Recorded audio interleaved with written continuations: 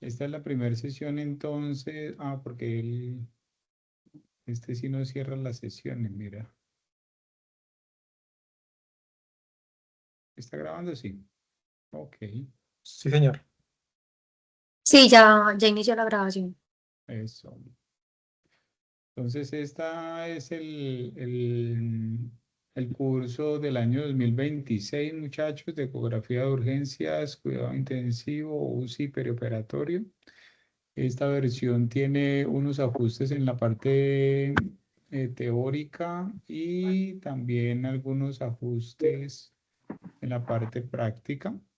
Por supuesto que la idea es cada vez irlo ajustando, pues es lo normal en la evolución de los programas. No tendría sentido que no.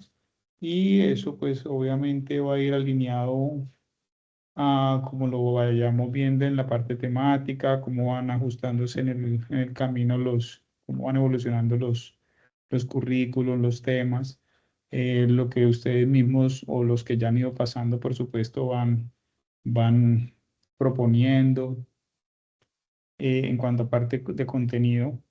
Em, entonces, pues esta nueva versión tiene unos pequeños ajustes y la idea es eso, irlo haciendo cada que finaliza un programa.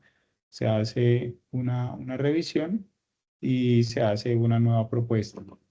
Entonces, este año, por ejemplo, vamos a tener una participación activa de varios escenarios distintos donde está también el servicio de anestesiología, la especialidad, perdón, de anestesiología participando, porque se incluyeron también ya temáticas más afines a esta especialidad y eso creo que es un logro muy importante, muy significativo, eh, porque la idea es que haya integración de las disciplinas, del conocimiento, porque pues seguir pensando pues que solo lo que una disciplina sabe es propia de esa disciplina es algo más que anticuado, por supuesto, ya que el conocimiento en las ciencias de la salud y en las diferentes disciplinas de las ciencias de la salud siempre van a terminar en un punto de confluencia o convergencia y de eso se trata. Somos una universidad y eso es lo que parte de lo que implica ese mismo concepto o contexto. Y ustedes comparten escenarios de práctica, escenarios académicos y la realimentación direccional, bidireccional es importantísima y pues aquí este es uno de esos escenarios que hace parte de esa integración, donde yo aprendo, yo le enseño y de igual manera en las diferentes disciplinas. Una mirada desde otra disciplina siempre nos va a enseñar algo, siempre, siempre. No he encontrado un escenario donde yo diga no aprendí algo nuevo a pesar de que lleve tiempo haciéndolo. Siempre aprenderé algo diferente, una forma diferente de hacer las cosas, lo mismo que puede que lleves tiempo haciéndolo. Entonces, eso mismo es lo que yo quiero que suceda con ustedes, que vean diferentes ángulos de ver el fenómeno, el mismo fenómeno. ¿De acuerdo? Entonces, eso creo que es una ganancia enorme y quiero transmitirles eso.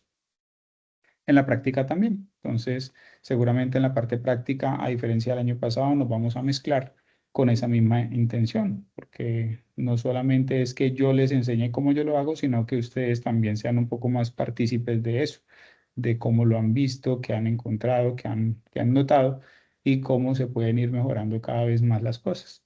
Em, Parte de mis entrenamientos es justamente eso, como yo he ido aprendiendo que otras disciplinas lo hacen. Entonces, justamente se trata de ello. Y de igual manera tenemos pues la integración de la nueva o la especialidad naciente de medicina de urgencias de la Universidad de la UTP, de la Tecnológica. También se integran a este programa. Son profesores egresados nuestros de la Javeriana que iniciaron el programa de especialidad de medicina de urgencias en la ciudad de Pereira. Entonces, en pro de ese mismo pensamiento holístico de poder integrar conocimientos y apalancarnos en esa misma ruta, vamos a hacer esta actividad conjunta es muy probable que también en los escenarios de práctica nos encontremos en algún punto. Pues no vería por qué no se puede. Entonces, la idea es justamente poder ir creciendo esa familia que a modo de, digamos, como el logro institucional, llevamos ya completando con este año, el sexto año de haber empezado con la cátedra de ultrasonido en la Javeriana. Y pues bueno, aquí estamos, cada vez somos más. Empezamos 20 pelagatos tal vez y ya vamos, pues súmense ustedes, una gran cantidad de personas que han apostado a esto y desde la universidad se ha tenido el apoyo para que ustedes puedan tener este tipo de escenarios donde claramente ha sido un escenario muy positivo, nutritivo desde el ámbito académico, por supuesto, y que bueno, cada vez tiene nuevas cosas para aportarles, creo yo, y que ustedes mismos pues dan realimentaciones positivas al programa, o así al menos lo he recibido desde las coordinaciones que han estado atentas a este programa. Pues bueno, sin más preámbulos, entonces damos inicio hoy con la primera actividad que va hasta octubre, como pudieron ver en el programa. Posteriormente, y con base en la cantidad de participantes que haya, que son residentes, eso sí lo debo aclarar, aquí se pueden conectar cualquier cantidad de personas y ustedes son libres de repartir estos links de actividades porque en ese mismo modelo de expansión social del conocimiento se puede conectar cualquier persona de cualquier parte y por eso motivo de hacerlo de cierta manera así virtual es esa. Eh, es que sea libre acceso, pero en la parte práctica sí serán talleres para los residentes de estas disciplinas que acabo de mencionar.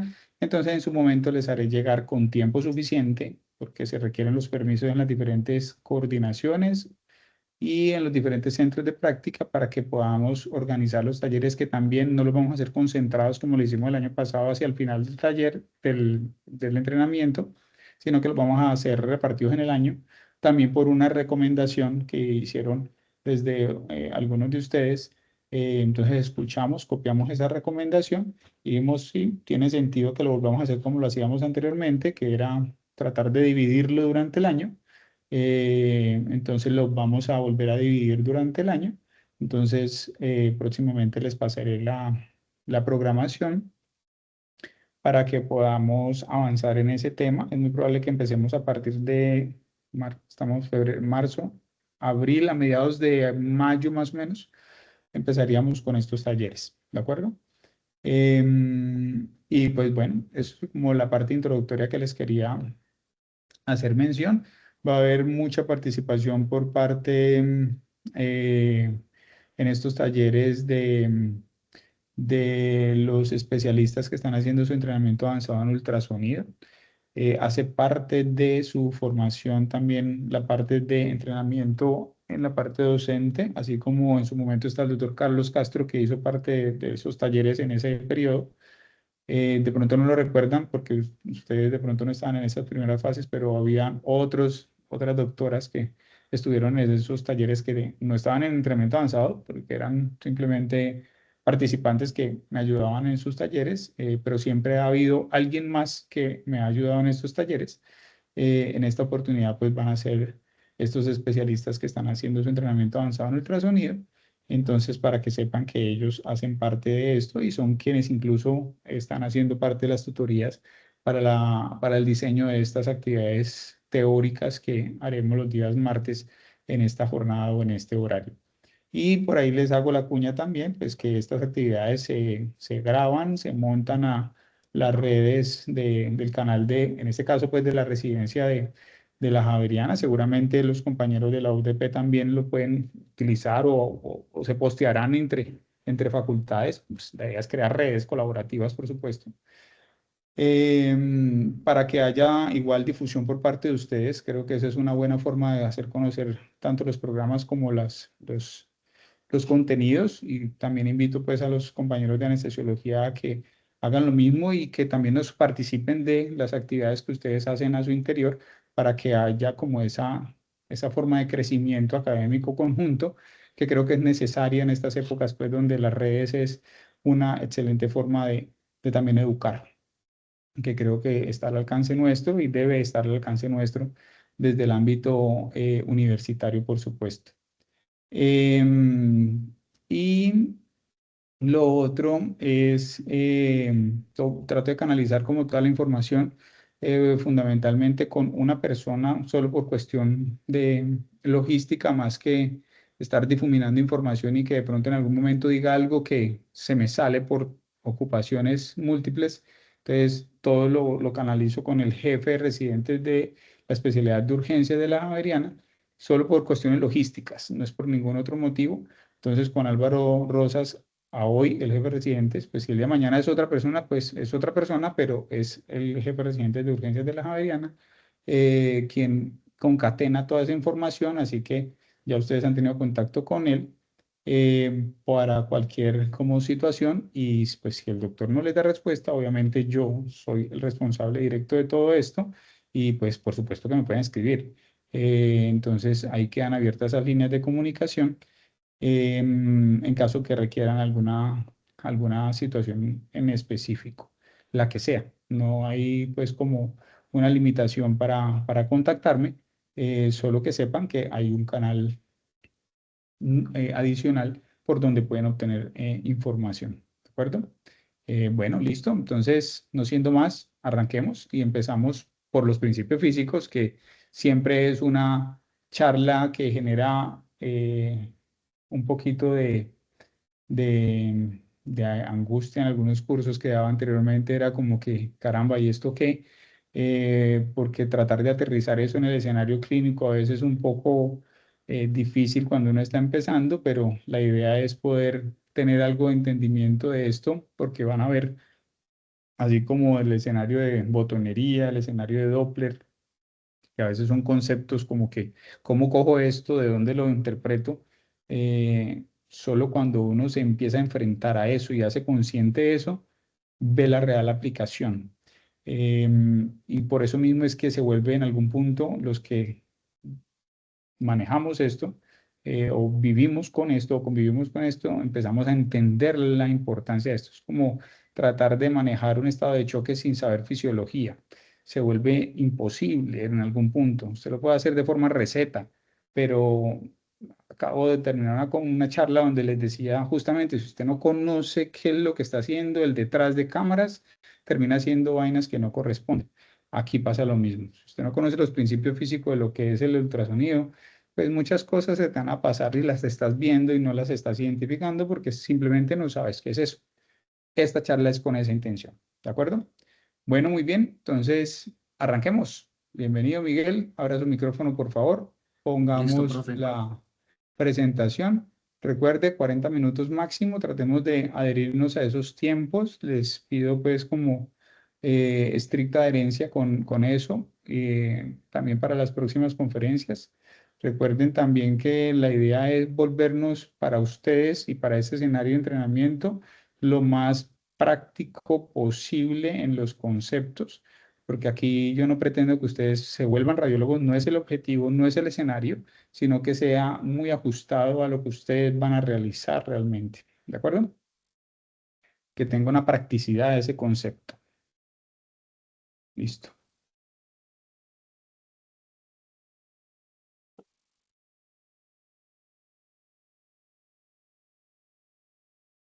Listo, se te ve ya la presentación Profe, ¿ahí me y escuchan bien?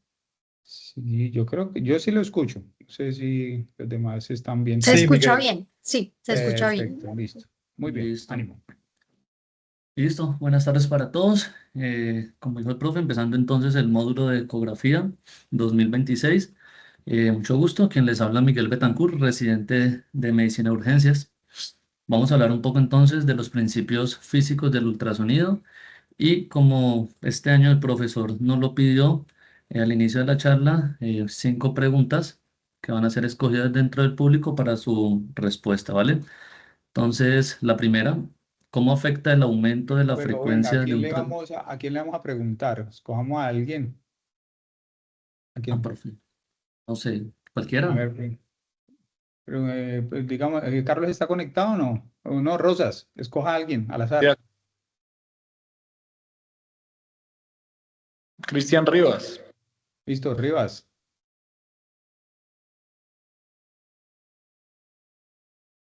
Lea la pregunta, Rivas, Hola. y la respuesta. ¿Cómo afecta el aumento de la frecuencia de un transductor a la calidad de la imagen y a su capacidad de evaluación clínica? Buenos, Lea las opciones. claro que sí. A. Reduce la producción de calor y la absorción de energía en los tejidos superficiales. B. Aumenta la resolución espacial, pero disminuye la profundidad de la penetración. C. Disminuye la resolución axial mientras aumenta el campo de visión profundo. Y D. Aumenta la velocidad de propagación del sonido en el tejido blando. Listo. ¿Cómo sería ahí el tema? La respuesta y Miguel le realimenta después. Claro que sí, profe. De las opciones que están... Espera que se me... espera. De las opciones que están, yo pienso que es la opción de que aumenta la resolución espacial, pero disminuye la profundidad de la penetración. B. Ok. Entonces la B, se va con la B. ¿Qué opina entonces Miguel? ¿Qué dice? Profe, sí. Muy bien. Perfecto. Muy bien. Entonces, ahorita vamos a ver y a repasar por qué, teniendo presente pues el impacto que tiene la frecuencia de la onda, que es diferente a velocidad y que esa es una variable fundamental para hablar de resolución. Nada que hacer, ¿sí? Pero sacrificamos profundidad, que es el que tanto viaja el sonido, qué tan profundo se va. ¿Listo? Muy bien, excelente. Sí. Profe. Coja De una. otro, Álvaro. Los tocayos, Cristian Calderón. Listo. Puedes coger de cualquiera, ¿no? De los de anestesia también, de los del OTP, todos, o sea, hasta los participantes que no conozcamos también, para que sea interactiva la cosa. Bueno, la Es para pregunta aprender, dice, eso es para aprender. ¿cuál es la función principal de los cristales piezoeléctricos dentro de un transductor de ultrasonido convencional? A, almacenar la energía de los ecos para mostrarlos al final del examen. B, filtrar las frecuencias bajas para eliminar el ruido ambiental de la sala. C, enfocar el haz de ultrasonido exclusivamente mediante cambios químicos. D, convertir energía eléctrica en ondas de presión mecánica y viceversa. Yo creo que la respuesta es la última, la D. La de Miguel. Listo, sí. Muy bien. Entonces, con eso es que generamos básicamente el sonido. ¿Listo? Y ya vamos a ver dónde se encuentran ubicados y cómo es que funciona ese material piezoeléctrico. Y al final damos unos comentarios de cómo los nuevos equipos ya, bueno, algunos, no todos, ya no utilizan los cristales como tal, sino una tecnología diferente, bien interesante. ¿Listo? Muy bien. Siguiente. Listo. Siguiente pregunta. Álvaro. Mario Hernández.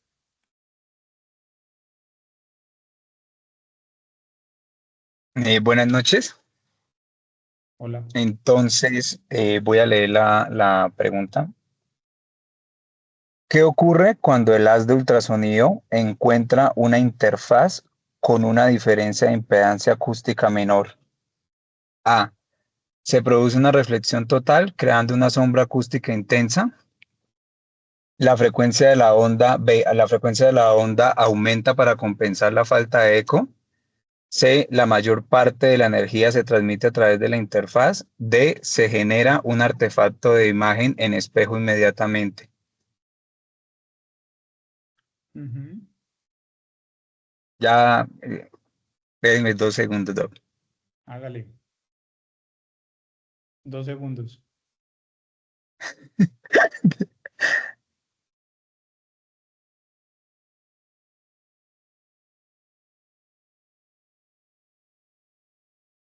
Listo, tiempo.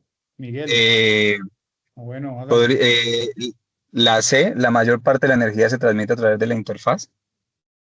Sí, muy bien, súper. Listo, entonces acuérdese lo que pasa, por ejemplo, con el gel,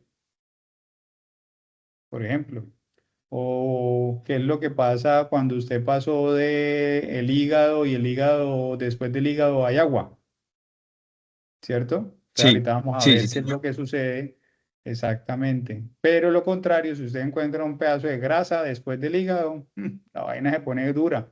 O qué pasa cuando se encuentra un pedazo de diafragma después del hígado, la cosa ya cambia, es distinto, Sí, sí. ¿listo? Entonces ahorita vamos a ver todo lo del fenómeno de refracción o la difusión de las ondas de sonido. Ahí tiene que ver con la interfaz, que tiene que ver con rigidez y densidad del tejido. ¿Listo? Muy bien. Siguiente. Listo.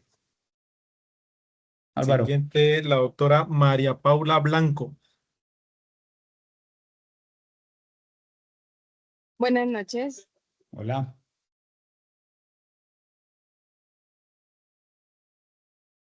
¿Cuál de las siguientes afirmaciones describe mejor la naturaleza de una onda de ultrasonido según el material proporcionado?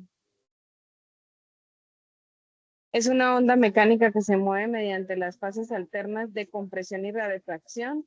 Es una onda sonora con una frecuencia constante de 20 kHz. Es una onda electromagnética que viaja a través del vacío. Es una onda puramente transversal que desplaza el medio de forma perpendicular. Esa está difícil. Sí. Mm, pensaría yo que la A es una onda mecánica que se mueve mediante fases alternas de compresión y rarefacción. Exactamente. Entonces, por eso tiene esa, por eso la graficamos y por eso decimos comprime, descomprime, descomprime. O sea, comprime y hace rarefacción, comprime y hace rarefacción, comprime y hace rarefacción. Ese es el concepto. Muy bien. Excelente. Y Y el última. último, doctor Cristian Candelo de Anestesiología.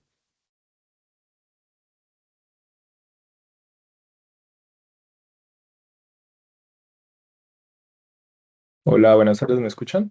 Hola, sí, ¿cómo vas? Bien, bien, profe. Bueno, en el contexto de la velocidad de propagación, ¿cómo afectan las características del tejido al movimiento del sonido? A. Un aumento de la densidad del tejido tiende a acelerar las ondas de ultrasonido. B. Una mayor rigidez del medio resulta en una velocidad de propagación incrementada. C. El sonido viaja más rápido en el aire que en el tejido pulmonar.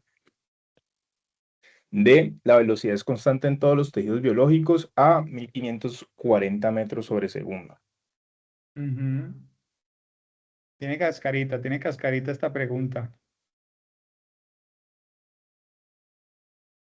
Yo entiendo que sería la respuesta a la B, pues ¿La D o la B de la Bogotá? B, la B de B de Bogotá, Bogotá.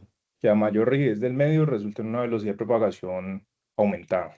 Ujú. A ver, ¿qué dice?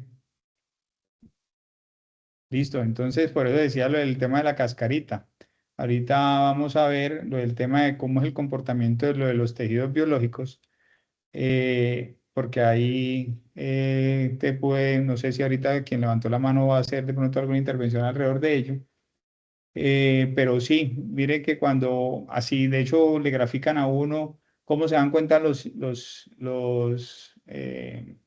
antepasados o parte de los antepasados que venía un tren poniendo la oreja en la carrilera, en ese material, en ese acero. Eso no se podía hacer en una estructura como la madera, ¿sí? Es que el acero, siendo tan rígido, permite una rápida difusión, paso, perdón, del sonido, a diferencia de lo que pasa, por ejemplo, con el aire. No, no, no es igual. El aire no permite viajar el sonido tan rápido, ¿sí? Y se puede crear una confusión con el tema de los 1540 metros por segundo, porque el hueso es diferente, la grasa es diferente, el músculo es diferente, y otra cosa es que usted coja todo el cuerpo humano y lo muela en una sola mole, y eso le va a dar los 1540. Entonces, es diferente. Listo, muy bien. Perfecto. ¿Alguien levantó la mano antes de que empecemos? Víctor, si Víctor no estoy Manuel mal. Mosquera. Sí, sino que esa pregunta sí me causó confusión cuando lo leí en el artículo, porque la densidad, pues lo que decía ahí que la densidad antes disminuía la velocidad del sonido y eso no es cierto, porque la densidad antes, o sea, son dos cosas que aumentan la velocidad. La densidad, por ejemplo, en metal el sonido se expande mucho más rápido por su densidad, pero también es influenciado sobre la rigidez del material. Por eso, pues yo ahí mismo me puse a averiguar, por ejemplo, cuál es la velocidad en hielo y en agua, que las densidades son muy similares, pero cuando está en forma de hielo, el sonido viaja más rápido, porque aumenta su rigidez, siendo las densidades muy similares, o incluso es menor la densidad del hielo. Pero sí, pues el artículo genera esa confusión, pero en general un medio más denso debería propagar el sonido más rápido. Listo, le contesto con un ejemplo que puede ser un poquito práctico.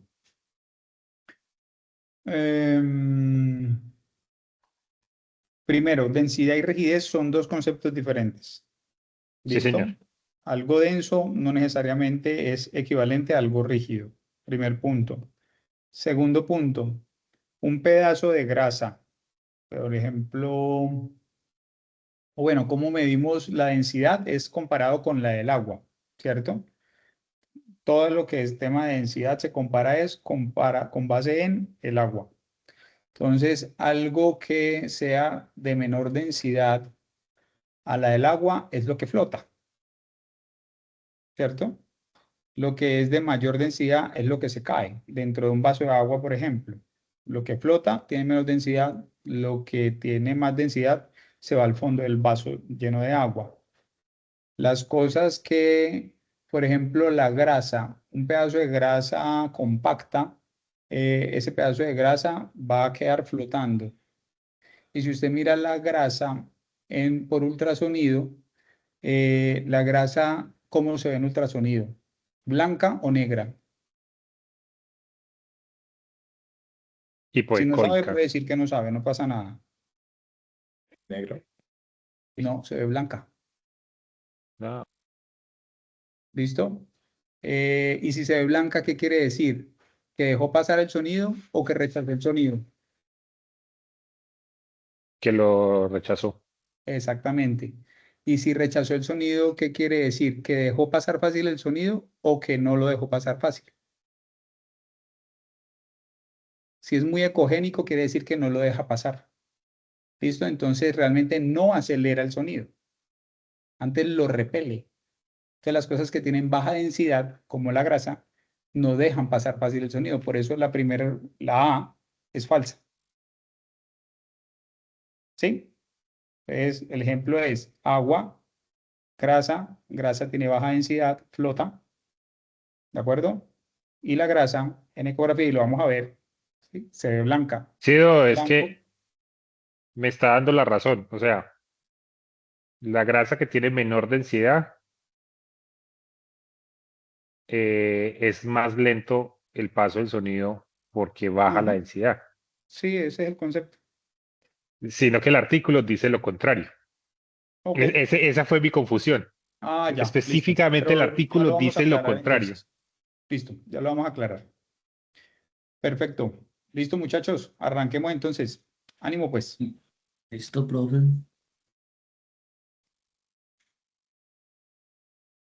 Entonces, el contenido que les traigo propuesto para la tarde-noche de hoy, hablar un poco de historia, principios físicos del ultrasonido, cómo se generación de las imágenes con ultrasonido, resolución de la imagen, tipos de cogenicidad, los modos que tenemos y por último los artefactos. Entonces, empezar por un poco de historia, ¿sí?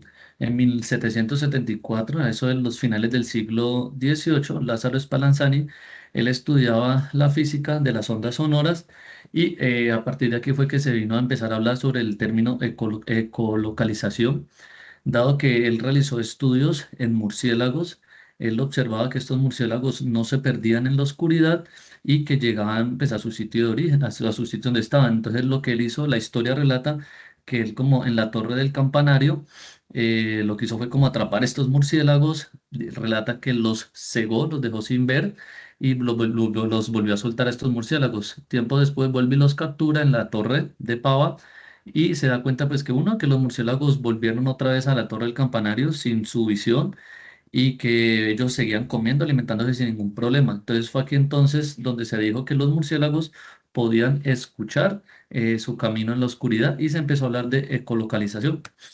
Entonces ya en 1842 aparece Christopher Doppler, postula pues el efecto de Doppler, que es la sesión de la próxima semana.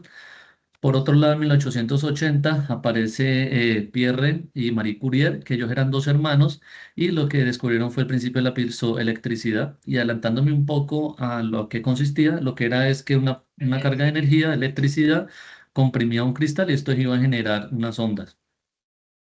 Más adelante, entonces, en 1883, Galton habla sobre el silbato de baja frecuencia. Desarrolló este dispositivo para estudiar, lo que hacía era como estudiar el rango de frecuencias que eran audibles para los humanos y en particular para los perros. En 1912 aparece Lewis y él usó, pues como que hizo más estudios acerca de la ecolocalización, en este caso submarina, y esto, pues, lo que dice la historia fue que a él esto lo impulsó, dado que en esa época ocurrió el hundimiento del Titanic. Por otro lado, en 1917, un físico creo que era francés, Paul, con otros ingenieros, trabajó en el desarrollo de dispositivos también para detectar submarinos. Y ya en 1935, en la Segunda Guerra Mundial, los Estados Unidos acuñan el término sonar y lo que esto significaba era navegación por sonido. Esto fue una técnica que utilizaba propagación del mismo debajo del agua principalmente para navegar, para poder comunicarse y poder detectar estos objetos que habían debajo del agua. Entonces ya en 1942, Karl Theodor Dusick, este era un psiquiatra y neurólogo, recibió como el reconocimiento por haber sido el primer médico en utilizar esto del ultrasonido para el diagnóstico médico y en lo que él trató fue como visualizar las estructuras de los ventrículos y hablan de tumores cerebrales mediante un dispositivo de ecografía. Aquí adjunto la imagen del ecógrafo que en esa época se utilizaba, pues que se trató. Y ya en 1944, Floyd patentó el reflectoscopio, ya viene Douglas Houry en 1947, ya fue el que primero en detectar estructuras a través del ultrasonido. Ya en 1948, Richard Ball habla sobre la acústica y ya por último en el 51 nace lo que es el ultrasonido. Entonces, ¿cómo funciona el sonido? Vamos a tener que el sonido, hay un emisor. Lo que me va a hacer es que genera unas ondas. Estas ondas se van a propagar en el medio hacia adelante. Esto está ejemplificado por aquí por las líneas verdes. Estas líneas o estas ondas van a llegar al objeto. Este objeto lo que va a hacer es que se va a reflejar. Importante que se reflejan es en forma de unos ecos, ejemplificado aquí por las líneas como rosadito. Y esto lo que va a hacer, devolver al emisor. Básicamente así es como funciona el sonido.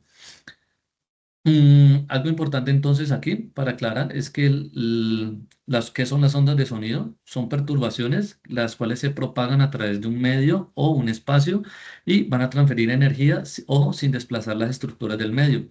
Entonces vamos a tener tres tipos de ondas: ondas electromagnéticas, ondas de materia y las que nos incumben a nosotros son las ondas de presión mecánica.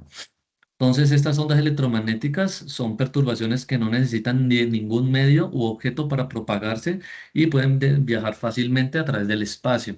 Las ondas de materia van a ser cualquier objeto en movimiento y pueden describirse como una onda.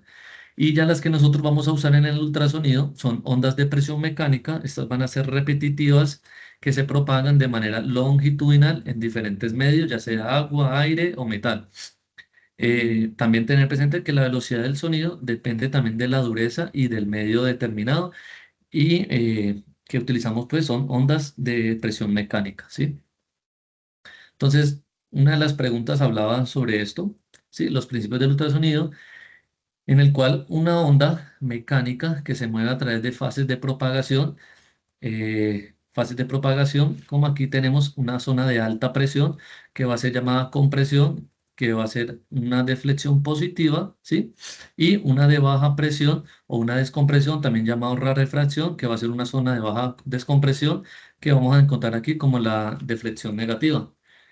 Entonces tenemos compresión, ¿sí? Deflexión positiva, deflexión, las partículas van a estar más separadas, también llamada rarefacción, y así sucesivamente, ¿sí? Es decir, ondas de sonido muy apretadas, muy dispersas, muy apretadas, muy dispersas. Mm, para hablar de esto, pues hay que tener unos conceptos claros para entender el tema. Entonces vamos a hablar de un ciclo, ¿sí? ¿Qué es un ciclo? Es una deflexión positiva, que será la cresta, y una deflexión negativa, que será el valle. Entonces, si sumamos una zona de compresión más una zona de descompresión, esto va a ser igual a un ciclo, ¿sí? Dicho de otra manera, un ciclo entonces es una fase completa de presión positiva más presión negativa. Otro concepto pues importante aquí a hablar es sobre la longitud de onda. Entonces la longitud de onda va a ser el punto entre una cresta y otra, ¿sí? Tener presente aquí entonces que las longitudes de onda más cortas van a dar como resultado una resolución mejor, pero ojo, una profundidad de penetración reducida y es inversamente proporcional. Por el contrario, entonces las longitudes de onda más largas van a dar como resultado una menor resolución, pero mayor profundidad, ¿sí? Ya lo vamos a ver en un ejemplo, en un dibujito. Por otro lado, aquí la amplitud hace referencia como a la deflexión positiva o negativa y esto nos va a ayudar a aumentar la ecogenicidad del brillo. Entonces, todo esto tenemos que, todas estas medidas o todos estos términos los vamos a medir en un segundo, ¿sí? Entonces, aquí en este segundo vamos a tener 3 ciclos, ¿sí? 1, 2 y 3. ¿Y por qué esto? Entonces, tenemos otro concepto que es la frecuencia. La frecuencia se refiere al número de ciclos que van a ser emitidos por la onda del ultrasonido durante un segundo, ¿ya? Entonces, tenemos longitud y la frecuencia de las ondas, entonces es lo que les decía. Entonces, recordar entonces, entre la distancia entre pico y pico es la longitud de la onda, ¿sí? Entonces, miremos acá el gráfico número 2.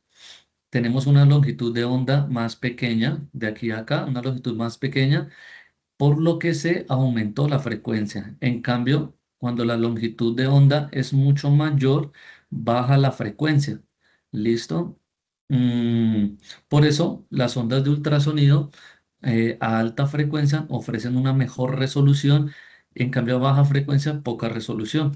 Y tener presente lo siguiente, las de alta frecuencia pierden energía más rápido y me van a tener la menos penetración. En cambio, las ondas de baja frecuencia, como estas tienen que alcanzar profundidades, valga la redundancia, pues más profundo, distancias más profundas, pues esta no va a perder tanta energía. ¿Listo?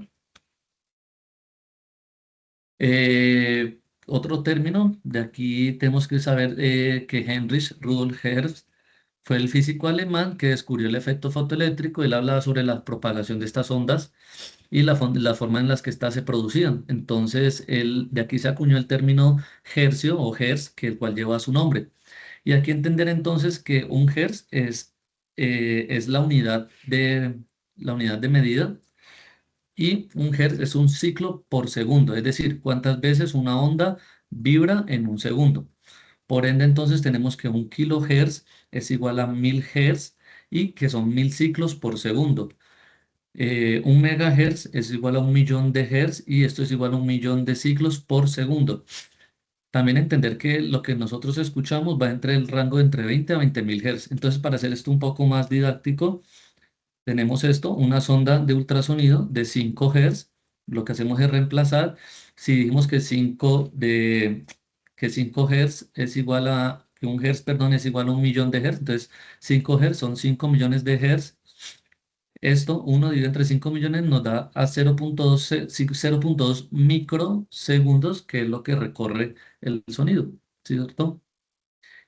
Bueno, importante entonces también algo que decía el profe, que la frecuencia no es igual a velocidad del sonido.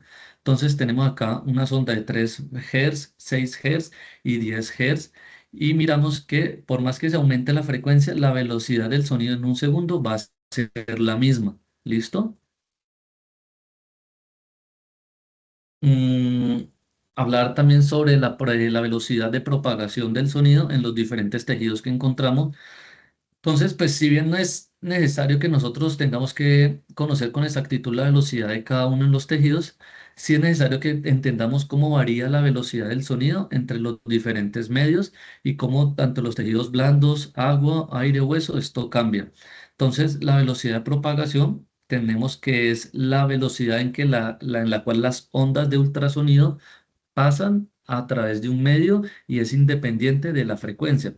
Entonces aquí para el cuerpo humano, todo el conjunto del cuerpo humano, una onda de ultrasonido viaja a través de 1540 milisegundos en los tejidos blandos.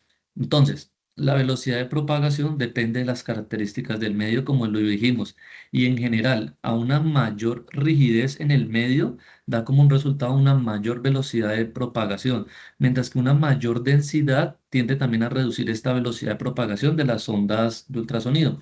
Entonces, por ejemplo, lo que tenemos acá, el hueso es muy rígido y lo que permite que el ultrasonido se propague a una velocidad mucho mayor, aproximadamente 3500 y 4000 milisegundos. En cambio, lo que es el aire da como resultado una velocidad de propagación mucho más lenta, aproximadamente unos 500 milisegundos. Entonces, como mensaje en general, el sonido se propaga más rápido en sólidos, más lento en líquidos y mucho más lento en lo que son los gases.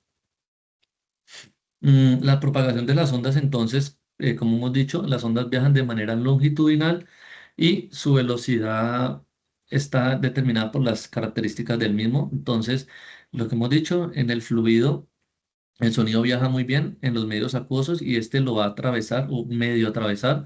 Y ahora bien, en estructuras como el hueso, el sonido, como es de alta densidad, no traspasa este sonido y va a ser algunas ondas se van a reflejar. ¿Ya? Y lo que pasa en el aire, estas sí definitivamente se van a reflejar, dado que no es un muy buen conductor. Entonces, otro término, otro concepto que tenemos que saber y conocer es el término de la impedancia acústica. Entonces, ¿qué es la impedancia acústica? Es esta resistencia a la propagación del ultrasonido cuando pasa a través de un tejido.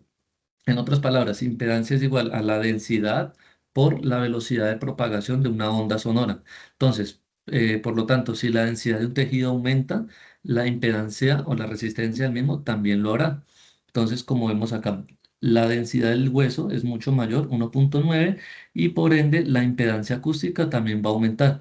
Pasa inversamente a lo que es la densidad del aire, 0,0012, y la impedancia también va a ser mucho menor. ¿Listo? Como vemos aquí a mano derecha de la imagen, entonces la mayor parte del sonido aquí arriba lo que va a hacer es que se transmite, va a ir muy poca reflexión, pero en cambio acá con el aire va a haber mayor impedancia acústica, lo que se va a reflejar. Entonces la diferencia es de 1.6 versus 0.04, casi toda la onda se refleja y muy poca se transmite. Aquí es como para darles otro ejemplo, entonces con el hueso, lo que sucede por la impedancia acústica muy alta, casi toda la reflexión se refleja casi todo. En el líquido suele medio transmitirse y en el aire sí completa reflexión de la misma por la impedancia acústica. Otro término era otra de las preguntas, era de cómo se generaba el ultrasonido y algo que tenemos que saber, conocer por encimita, por así decirlo, son el principio de la pizoelectricidad. Entonces vamos a tener que aquí tenemos el transductor y en la punta del transductor van a haber unos cristales que van a ser de diferentes materiales, entre ellos cerámica o hay otros de circonato, si no estoy mal, y el cual estos se van a deformar al aplicarle una carga eléctrica. Entonces aquí tenemos una muestra, el cristal, por así decirlo. Este se deforma cuando yo le aplico la carga eléctrica y este a su vez tiene la capacidad de convertir esa corriente que le colocamos en ondas de presión mecánica. ¿Sí? Entonces viene acá el estímulo eléctrico, el transductor, el material se deforma y se deforma y después vuelve y se deforma, se deja de deformar y vuelve otra vez, así sucesivamente. Entonces en el transductor, el material piezoeléctrico, yo le aplico el estímulo eléctrico, vuelve y juega, hace la deformación de esos cristales, esto me genera unas ondas de sonido y estas ondas van al tejido, penetran y se nos devuelven en forma de ecos. Así más o menos funciona el efecto el principio de piezoelectricidad. Decir acá también que el cristal cuando cambia de forma, ¿sí? Lo que yo hago ahí es como darle una vibración y esa vibración se va a convertir como en unas ondas de ultrasonido. ¿Listo? Aquí lo mismo. Entonces es como para ejemplificar un poco, la electricidad pasa al transductor, el transductor lo manda esto en ondas, esto se va al cuerpo, se refleja en ecos y llega a nosotros imágenes. La importancia de nosotros también de esto, como, pues como somos clínicos, tenemos al paciente ahí al lado y nosotros somos los que estamos haciendo esto y tenemos la capacidad de correlacionar todo lo que estamos viendo con la clínica del paciente. Listo. Por otro lado, otro término que tenemos que tener presente es el pulso eco, el término pulso eco, en el cual el ultrasonido va a utilizar estos pulsos cortos de sonido para crear imágenes. Entonces, lo que decíamos, este estimula el cristal, este lo manda en forma de pulsos. Entonces, pulsos, acá hay un espacio. Esto va a ser necesario para que la estructura de cristal vuelva a su estado natural y cada que lo estimule, mande otra onda de pulso. Entonces, pulso, acá el cristal se recupera, pulso, el cristal se recupera y después de esto ya llega a la zona aquí de interés. ¿Sí? Después de esto se va a devolver y este ya se va a devolver en forma de al receptor en forma de ecos y esto nos va a dar la imagen. ¿Listo?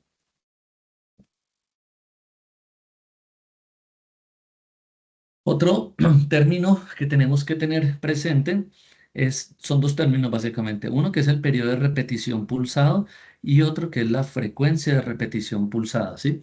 Entonces acá vemos tres pulsos, uno, dos, tres, y vamos a tener que cada uno, ¿sí? Cada uno va a tener un tiempo de transmisión y un tiempo de recepción. Y todo el ciclo completo se va a llamar periodo de repetición pulsado, ¿sí? Entonces, el periodo de repetición pulsado va a ser, en otras palabras, el tiempo de inicio del pulso y el inicio del siguiente, ¿ya? Yo lo entendía más que todo era como, es decir, como que el equipo emite, luego espera los ecos y luego vuelve a emitir. A eso es lo que llamamos periodo de repetición pulsado. Otro término es la frecuencia de repetición pulsado y va a ser el número de pulsos emitidos por un segundo y lo vamos a definir con esta fórmula. Entonces, 1 dividido el PRP. Entonces, esto nos da otra vez como algo inversamente. Entonces, si el PRP es grande, la PRF va a ser baja y pasa lo contrario. Si el PRP es pequeño, la PRF va a ser alta.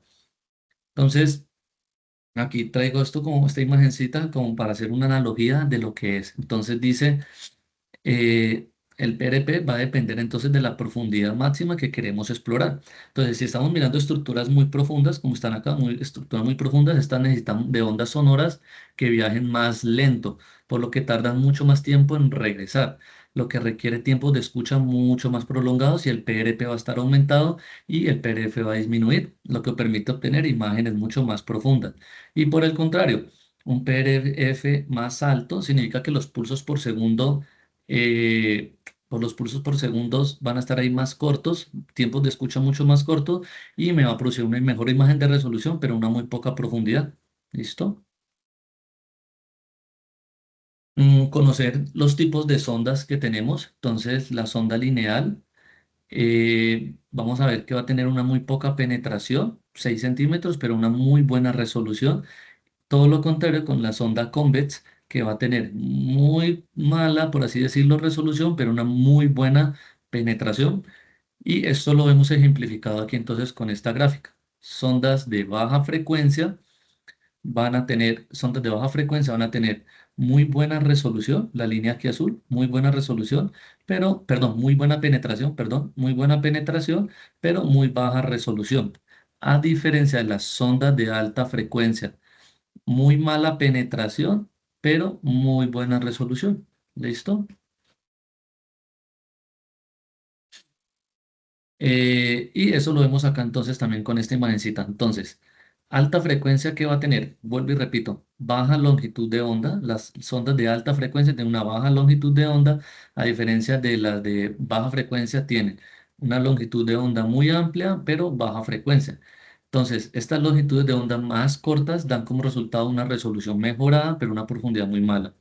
Y por el contrario, longitudes de onda muy largas dan como resultado una resolución menor, pero mayor profundidad. ¿Listo?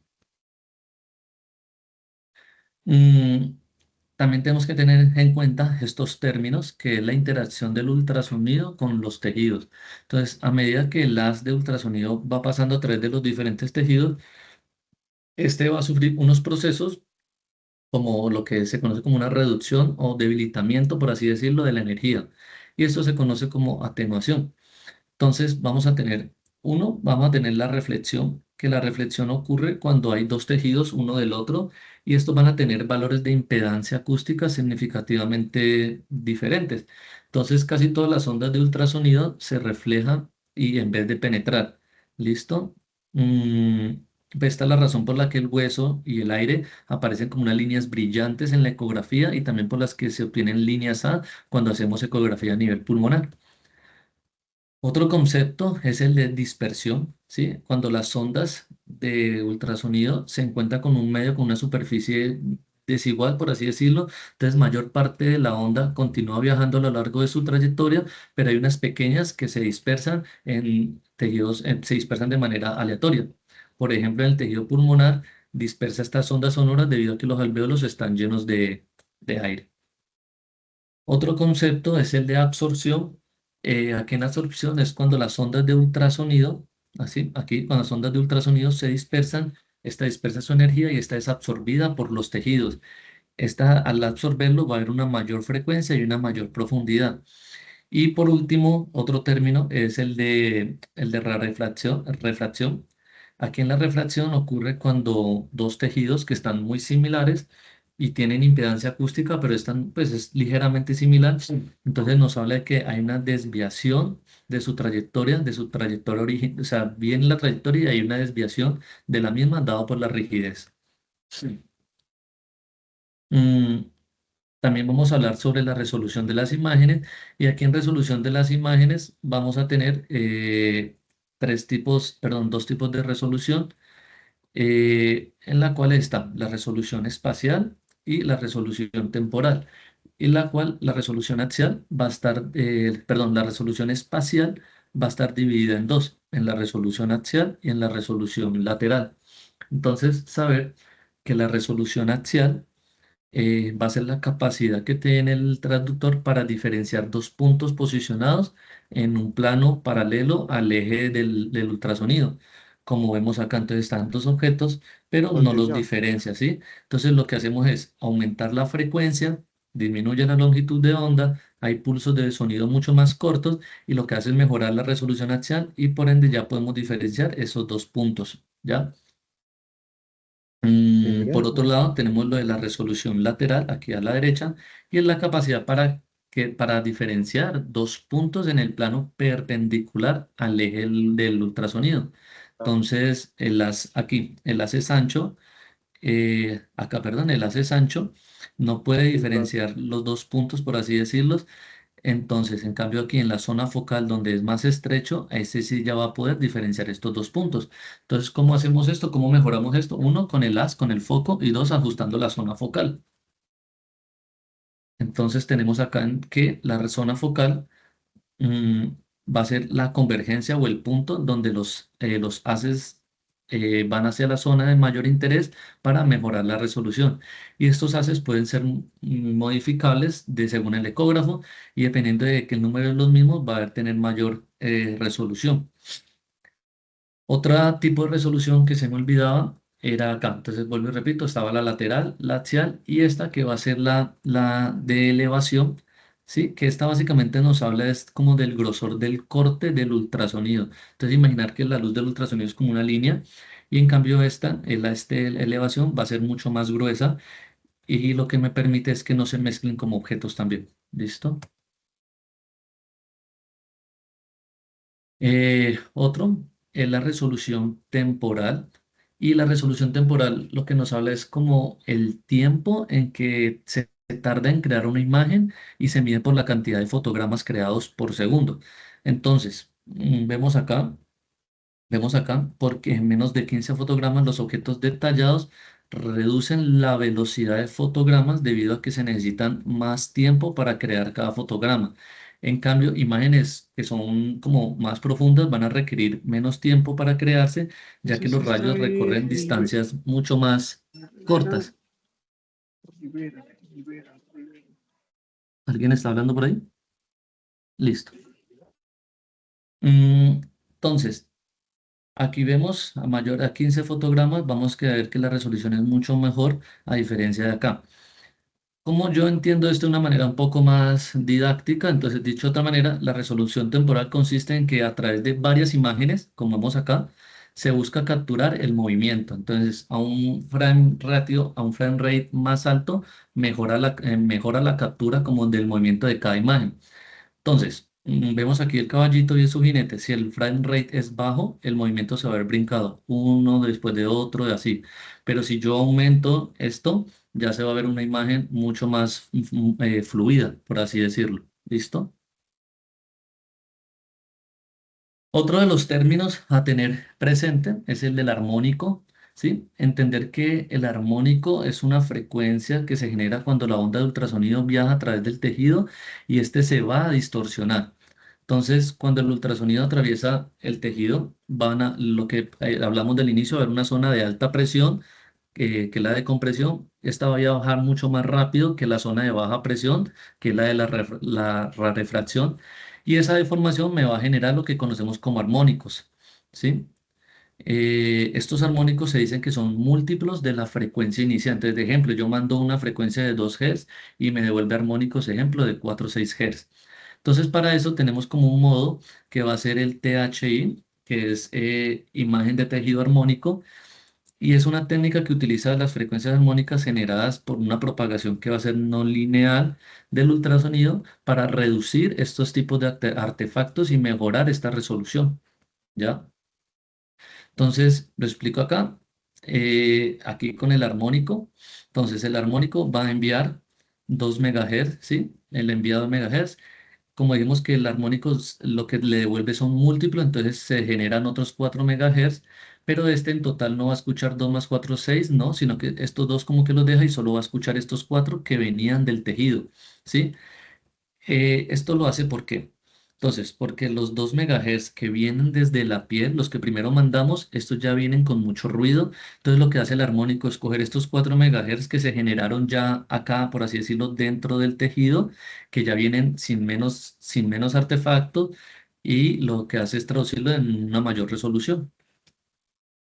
En otras palabras, para hacerlo más fácil, es como yo lo entendía de esta manera. Imaginar que estamos como escuchando una conversación en un lugar donde hay mucho ruido y la voz original está llena de interferencia. Entonces, pero cuando grabamos esto, pasa por un filtro y ese filtro elimina tanto ruido y deja solo el sonido limpio, bonito. Eso es lo que la función del armónico, ¿sí? Como de ese filtro.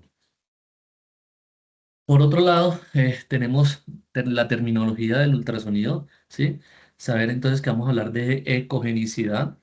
Entonces, que esta se refiere a como qué tan brillante es la estructura en comparación a la del otro tejido. Entonces, para eso vamos a tener el término hiperecoico, significa que una estructura emite mucho más ecos que las estructuras que están a los lados y lo que resulta en una apariencia blanca. El término hipoecoico significa es como que la estructura emite menos ecos en relación con las estructuras que están a los lados y esta la vamos a ver de una apariencia como un poco más oscura, más grisácea. El otro va a ser isoecoico, significa que la estructura es como emite ecos similares a las otras estructuras que están al lado. Y por último, el término anecoico significa que no se emiten ecos internos y que la imagen pues va a tener en este caso una apariencia negra. Para hablar de los modos de imagen, conocer que tenemos el modo A. Este lo que hace es generar una imagen en una primera dimensión, un solo haz de ultrasonido, y esto va a estar dado por dos, por un eje horizontal, que va a ser como la profundidad, y por un eje vertical, que nos habla sobre la amplitud del eco. Por otro lado, tenemos el conocido modo B, este modo brillo. Este lo que hace es como traducir múltiples amplitudes de las ondas en puntos de intensidad variable. Entonces, esto me genera imágenes anatómicamente en la pantalla. Entonces, esto me transmite ecos fuertes van a ser puntos blancos, ecos débiles van a ser grises y sin ecos van a ser negros. Y esto, tener presente que este modo lo que vamos es a traer una imagen en una escala de grises y recordar pues que hay aproximadamente más o menos 256 escalas de grises y que es una imagen en 2 dimensiones. Por otro lado tenemos el modo M, o modo de movimiento. Este lo que hace es que muestra el movimiento de las estructuras al capturarlas en el modo E. Y esto lo hace a lo largo del tiempo. Entonces, muestra como todo el movimiento que ocurre a lo largo de esa línea y va a ser representadas en la pantalla. Entonces, objetos estacionarios van a ser como una línea recta, mientras que los objetos que se mueven van a ser como líneas sinusoidales, por así decirlo. Vamos a hablar entonces por otro término y ya para ir terminando sobre los artefactos. El artefacto en esta analogía es como lo entendí, es como una pared que crees que existe, pero en realidad ahí no hay nada. Entonces, la definición como tal es un artefacto es una imagen o hallazgo ecográfico que no corresponde directamente a una estructura anatómica real, sino que se produce por la forma en la que el ultrasonido interactúa con los demás tejidos. Entonces, bueno, decir que hay muchos artefactos, pero aquí pues traje como algunos, los más principales, y entre esos tenemos el artefacto de sombra acústica. Aquí lo que se produce en el artefacto de sombra acústica se produce es que cuando las ondas de ultrasonido encuentran estructuras que tienen los coeficientes de atenuación altos, esto lo que va a hacer es, se va a observar con mayor frecuencia en huesos, costillas y cálculos, entonces lo que hace es reflejar esto, ¿sí? Por otro lado, el artefacto de sombra acústica posterior van a ser ondas que van a viajar con menos atenuación a través de estructuras que van a estar llenas de líquido. Lo que va a pasar es que estas van a regresar con una amplitud mayor a las ondas anteriores y van a pasar a través del líquido, lo que hace que resalte como unas ondas hiperecoicas por haber atravesado este líquido, ¿sí? Los ejemplos más comunes en esto también encontramos que son la vejiga, la vesícula biliar, quistes. El artefacto del lóbulo lateral, este se va a producir es cuando el haz del lóbulo lateral está fuera del eje, ¿sí? Aquí, entonces fuera del eje, y este lo que hace es encuentra una estructura, la encuentra, y lo que hace es que devuelve este objeto como si fuera del eje principal, como si viniera de la zona principal que yo estoy enfocando. Entonces esto como que duplica la estructura en la pantalla. Por otro lado está el artefacto de reverberación. Este va a producirse principalmente en presencia de superficies que están altamente reflectantes y estos ecos se pueden reflejar entre la superficie reflectante y la sonda del ultrasonido. Mm, ¿Cómo explicarlo? Es como cuando hacemos la ecografía en el pulmón. Entonces, la línea pleural, como es altamente reflectante, las ondas de ultrasonido que regresan tras la zona de reflexión, va a la línea pleural real y todos los demás ecos subsiguientes tardan más tiempo en regresar y va a ir generando todavía estas ondas, ¿sí? Es como las líneas A que vemos que sería el artefacto de reverberación. Otra imagen es la imagen o artefacto en espejo. Esta se va a producir cuando las ondas de ultrasonido encuentran otra superficie que es altamente reflectante acá, que están adyacentes, y el caso más común sería la interfaz cuando está entre la interfaz del diafragma con el hígado y lo que hace reflejar. Ya por último tenemos el sombreado, el sombreado de bordes. Lo que nos habla es de que las ondas de ultrasonido se van a desviar de su trayectoria original al encontrar, sí, al encontrar la estructura que sea circular y que tenga estas curvas de pared lisa. Entonces produce líneas parecidas a las de las sombras proyectadas por los bordes. Y ya por último, el artefacto de cola de cometa. En este es un tipo de artefacto en que las superficies, las dos superficies son altamente reflectantes y están muy pegaditas o muy cercas entre sí, como lo es, hablan del ejemplo de un bisel de una aguja. Entonces son tan reflectantes y están tan cerca que es difícil de distinguir entre cada eco reflejado. Y listo, eso es lo que les traía para hoy. Muchas gracias. Bueno, Miguel, muchísimas gracias. No sé si la doctora Cindy quiere complementar alguna cosa que fue la doctora que le asesoró la conferencia. Hola, no, Miguel, muchas gracias por la charla. Abordaste como muchas cosas desde la parte física y eso creo que es como lo más importante. Nada, muchas gracias por la charla. Bueno, un comentario y es, el ojo humano tiene una capacidad de detectar la escala de grises y existen alrededor de 1000 colores grises. Si uno lo pone en el ojo en unas condiciones ópticas ideales, nadie detecta 1000 escalas de grises. Detectamos alrededor de 50 a 60.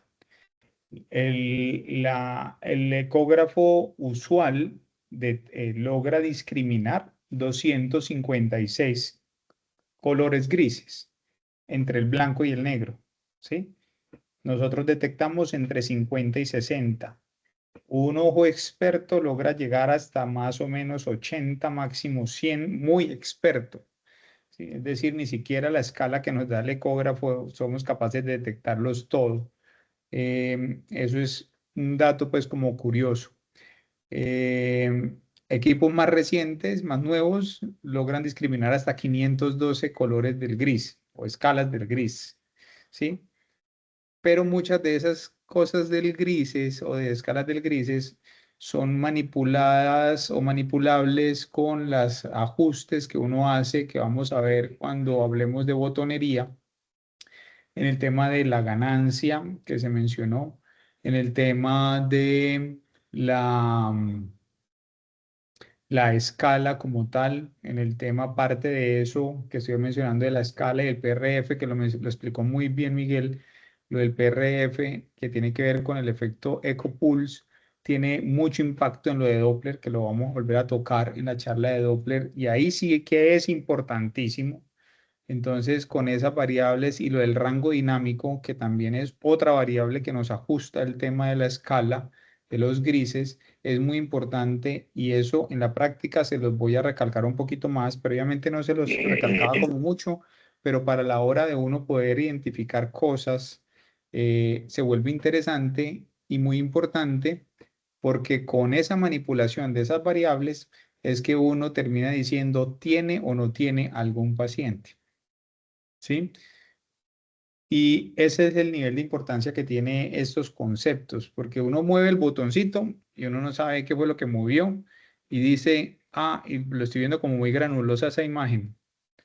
Y después el compañero le dejó muy granulosa la imagen y después usted no sabe cómo devolverla a una imagen menos granulosa. Y entender que esa imagen granulosa es porque usted le movió uno de esos conceptos físicos que vieron en la charla de hoy, ¿sí? Y lo granuloso fue que lo pasaste de seguramente 256 colores, escala de grises, a menos, y fue porque lo cambiaste el contraste. Y el contraste lo podemos manipular, ¿ya? Entonces, por eso es importante o interesante estos conceptos, porque son modificables. Entonces, por eso es que hablamos de estas variables, porque las podemos manejar. La frecuencia la podemos cambiar, así no cambiemos el transductor. Hay equipos lo que lo permiten, ¿sí? El foco lo podemos mover. La resolución axial finalmente termina siendo afectada por estas variables. Entonces, por eso es que esta conferencia termina siendo tan importante, porque es la base para los ajustes de la imagen, ¿sí? Por eso es que es tan importante.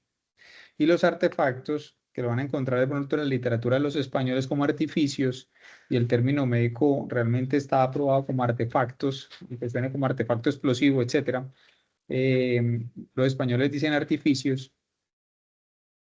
Los artefactos terminan siendo como esas imágenes que no es que sean negativas, no son negativas, son imágenes que por principios físicos se van a ver dentro de su imagen. El punto es saberlas interpretar y el entendimiento de estas es lo que le va a permitir a usted saber si eso corresponde o no a un hallazgo positivo o negativo o un hallazgo patológico o no patológico o a un hallazgo normal esperado, como por ejemplo la imagen en espejo.